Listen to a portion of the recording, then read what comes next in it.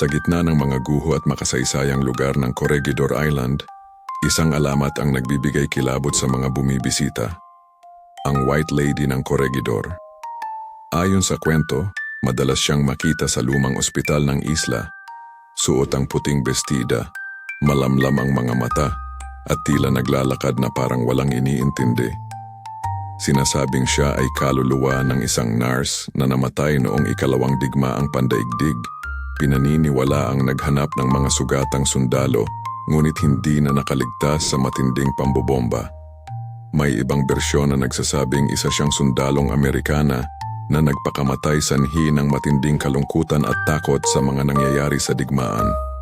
Nag-ugat ang alamat mula sa mga kwento ng mga sundalo at turista na nakakita ng figura ng babae sa dilim, naramdaman ang malamig na hangin, o bigla ang pagpatay-sindi ng mga ilaw sa ospital.